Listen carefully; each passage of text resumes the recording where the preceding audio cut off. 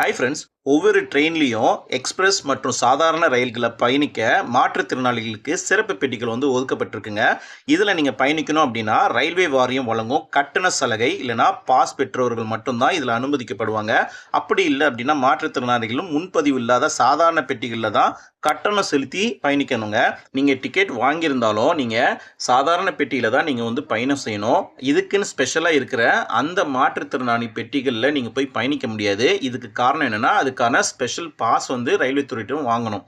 இதுதான் பழைய நடைமுறை. இப்போ என்ன சொல்லியிருக்காங்கன்னா, தேசிய மாற்றுத்திறனாளி நலத்துறை வாயிலாக UDID எனும் தனித்துவமான அடையாள அட்டை யார் யாரெல்லாம் வச்சுருக்கீங்களோ அவங்களும் டிக்கெட் வாங்கிட்டு இந்த ஸ்பெஷல் கோச்சில் நீங்கள் பயணம் செய்யலாங்க. இதுக்கு முன்னாடி பார்த்தீங்கன்னா உங்கள்கிட்ட பாஸ் இருந்தால் மட்டும்தான் நீங்கள் இந்த ஸ்பெஷல் கோச்சில் போய் நீங்கள் பயணம் செய்ய முடியும். ஆனால் இப்போ நீங்கள் டிக்கெட் வாங்கிட்டீங்க, உங்கள்கிட்ட UDID ஐடி கார்டு இருக்குது, நீங்கள் இந்த ஸ்பெஷல் கோச்சில் போய் நீங்கள் பயணம் செய்யலாம். இதுக்கு முன்னாடி பார்த்தீங்கன்னா அன்ரிசர்வ் பெட்டியிலையோ இல்லை நார்மல் கோச்சில் தான் நீங்கள் பயணம் செய்யணும்.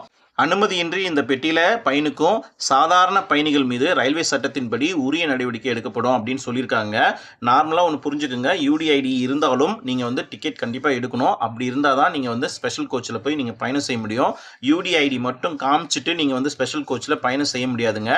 இதுக்கு முன்னாடி நீங்கள் பாஸ் எடுத்திருந்தீங்க அப்படின்னாலும் பணம் கட்டி தான் நீங்கள் ஸ்பெஷல் கோச்சில் போக போகிறீங்க. பட் UDID இருந்தால் இப்போ நீங்கள் பயணம் செய்யலாம். பட் டிக்கெட் எடுக்காமல் நீங்கள் பயணம் செய்ய முடியாதுங்க. அவ்வளோதான் இந்த வீடியோ. தேங்க்ஸ் ஃபார் வாட்சிங். சப்ஸ்கிரைப் பண்ணாலும் கொஞ்சம் சப்ஸ்கிரைப் பண்ணி பாருங்கள்.